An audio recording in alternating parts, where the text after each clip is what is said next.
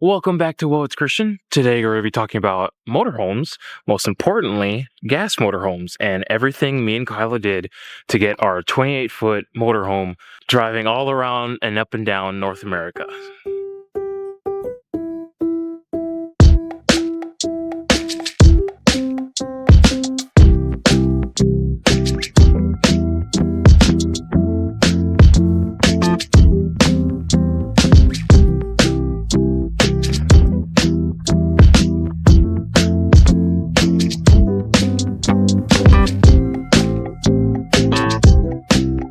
Alright, first off, let's talk about the RV. So the RV is a 1998 Thor Chateau on the E450 Super Duty chassis. It's a 28-foot with a 6.8 liter Ford Triton V10. It's always a mouthful. And it just rolled over 71,000 miles. And another disclaimer, this is not an ad for Ford, not sponsored by anything. Everyone knows I have preference with Ford. I've always enjoyed Fords. I like the look of Fords, and everyone has a different preference. Ford, Dodge, Toyota, these are good trucks, and everyone is different. I understand that. I enjoy Fords, even though I've heard all the Ford jokes. In high school, yeah. I get questions and teased all the time. Hey, how's that gas RV doing? How's that older Ford doing? How's your miles per gallon? How's that older Ford?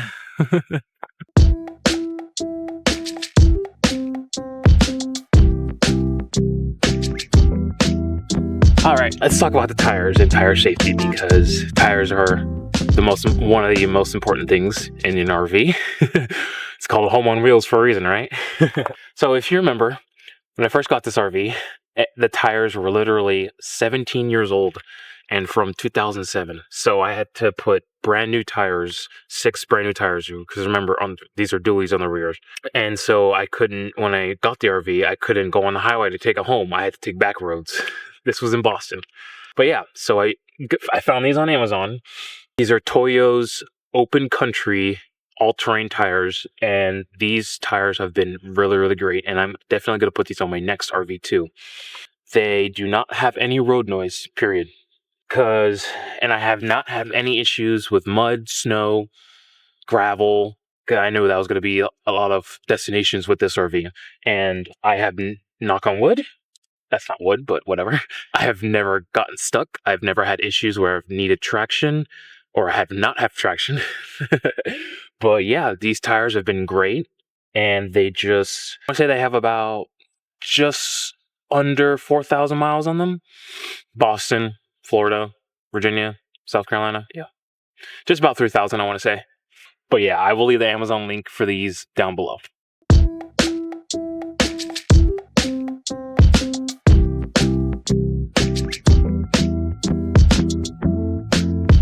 So yes, I finally got a tire pressure monitoring system, and I've always wanted one. It was my biggest, happiest Christmas gift to myself. Always needed it, and now I finally can have peace of mind while driving. I don't have to stop and check tires, or yeah. So, so if you remember coming from Boston to South Carolina, when me and Kyla stopped in, I think it was Maryland or Vermont, I felt a huge wobble. And I needed gas anyway, so I stopped at the rest stop, and I am so glad I stopped, because I probably would have went another 20-30 miles on a flat tire. That's right. So this is with the brand new all-terrain tires too, so I'm really surprised that they held up pretty well too. So I do not know how long they were. It was the rear inner dual on the passenger side that was completely flat, and that happened because, if you remember, and so the inner dual, the tube, it rusted off. Where you go to air up the tire, it rusted off, and it was just dangling there. The metal wire was just dangling there, and I'm surprised the tire didn't pop from the metal wires too either. But it was just dangling there and letting all the air rush out and gush out. So that tire was completely flat. I didn't notice it because it was an inner dual, and so I still had the outside tire, so I could have gone God knows how much longer without noticing I had a flat tire.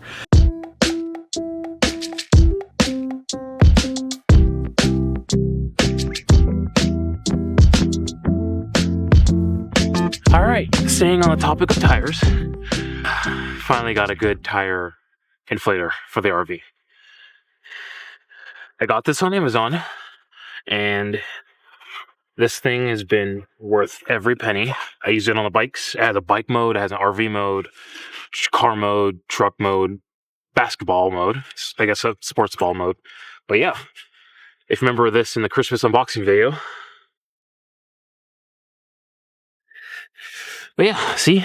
Let's see if you can see that. The touchscreen is a little dim, but this thing is so cool. Because remember, the rear dualies are 80, and then the fronts, because that's where your steering is 65 psi. And then this inflates them to up 10 minutes, 5 minutes, depending on how low your tires are. But this has been really good. And then this is also, it has a light on it, and then it also has, it's a portable charger too, as well. You can charge your phone with it. It's a power bank also. But yeah, you can see, I was tired of getting the cheapo Walmart pumps. They break within 3 uses, I want to say. But I got this one from Harbor Freight, and this one is from Walmart. And this one actually killed my alternator. So yeah, so I was in Florida, pumping up my tires, and I did not know you're not supposed to use them. You're supposed to use the pump within like 15-minute intervals, because I guess so much pull in the alternator can kill the alternator. So that's what happened, and it was the original alternator from 1998, so I wasn't really surprised. But yeah, this RV has a brand new alternator now.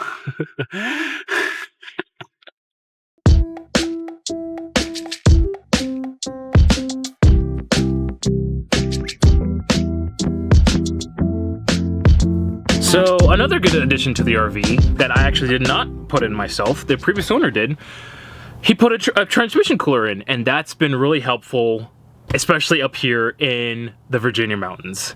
If you go back and watch us coming up here, we had a little scare, especially in Jacksonville, that huge bridge that you cross over from Jacksonville to Georgia. There's a huge, I call it the sailboat bridge, because that's what it looks like. This huge incline, and Virginia has here too, coming in from North Carolina to Virginia. And I got in the truck lane, I put on my hazards on, and now I feel a trucker's pain going up hills and hauling heavy loads. I don't think we're too heavy. We have the Triton V10. I sped up to about 70, and then it slowed us down to 35, 40. So it wasn't, and I didn't feel the engine struggling. That like the RPMs didn't scream up. You just slowly climb and build up speed, and then yeah. Virginia and Jacksonville are the only two places that we've have issues with weight and slowing down with RPMs, if I would say. But yeah, everyone teases me. It's like, oh, how's that gas motorhome going? How's that gas motorhome doing with all those hills and mountains? And I'm like, yeah. Sometimes I wish I had a diesel, but I like the look of gas motorhomes. Diesels I'm not so sure on. I don't have much experience with. I've only owned gas vehicles. I think later down the road, if I'd like to explore that, I will. Right, Kyla?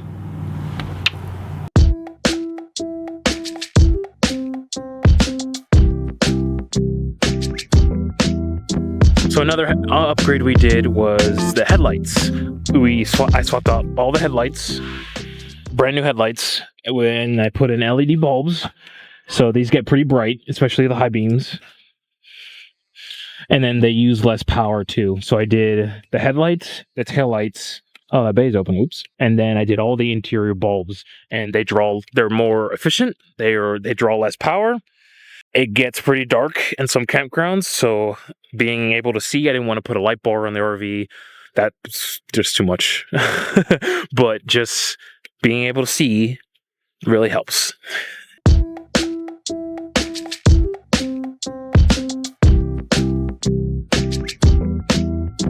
Alright, let's talk about the floor mats. So, I tried to look online for WeatherTech. I couldn't find any for an E450. So, I kept looking, and I found Huskylanders that have for E450, because WeatherTech and Huskylanders, they laser cut for your specific vehicle. And so since this is the E450 chassis, I got these. These floor mats are great. When you go to clean them, you just pressure wash them and they look brand new. There's no scrubbing, there's no nothing. So these, like I said, these are laser cut for your specific vehicle, and you can find them. I got these on Amazon, but I know WeatherTech has their own website on Amazon. These mats have been great. Like I said, I've been in very muddy places, and yeah, these have saved the carpet that are already 27, 28 years old, but it's nice to have floor mats. So yeah.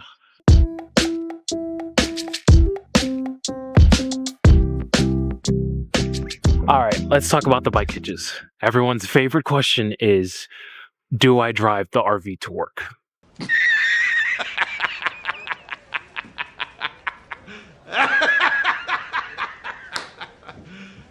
You serious? No, I do not. It's like saying an astronaut takes a rocket ship to home and to work every day. I do plan on getting a tow vehicle, but biking and e-biking, I've been trying to get into it. So this was like more flexible, more cheaper, and at the time more affordable. And I like the look of the bike hitches on the back of the RVs. So that's why I've went for a bike hitch. And this is actually an e-bike hitch. So right now I have a regular pedal bike and then an e-bike for commuting and stuff like that. So, and then I will use it on dirt trails and stuff like that for pleasure and fun. And RV campgrounds and stuff like that. I'm going to visit national parks this year too. So that's the plan. And then I keep these covered whenever it snows or it's going to rain, obviously, because they need to be protected from the elements. The RV is too big for commuting. It's almost 28 feet and another 2 extra feet with the bike hitch, especially because I have the extender shank and the riser. So I want to say from bumper to bumper, this RV is 31 to 32 feet. So I added an extender riser shank right here because the e-bike hitch was sitting too low, and I was afraid if I ran anything over, it would get stuck and dragged under the hitch. So I just raise these up a little bit, and the look of it looks a lot better too. It's not sitting too low to the ground, and I'm 6'2", so I'm still able to reach it. But yeah, that's the e-bike hitch.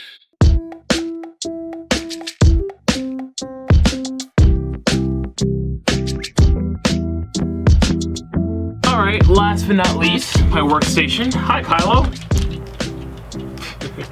Last but not least, my workstation in the RV. Because this is where I edit my videos, this is where I'm going to be working remotely, so I turned my little desk area my little dining table area into a workstation. Because I do not want a giant PC in here. I do not have the space for that. So this is my new laptop. I just got it yesterday. Bear with me. I haven't even had it for 48 hours yet. 24 hours even. But this is a Acer Nitro V with the Intel Core i5. It has 16 gigabytes of RAM and 500 gigabytes of hard drive memory. And it's been great. I've been playing video games all night. Yeah, and I'm actually editing this video. So this video would be the first video I edit on this laptop. So yeah, I'm very, very happy to have this right now. If you remember that old MacBook, that green MacBook I had? I've had that for almost 11 years. I don't know why it took me so long to upgrade, but yeah, I am very, very happy. But yeah, this is my year review of the RV, and I have the list here of all the repairs and everything I've done to the Condor. All right, you ready? You ready? So in the past year, I did an oil change when I bought the RV. I put brand new tires, the all-terrain tires. The alternator went out. I replaced the alternator. The front rotors were seized.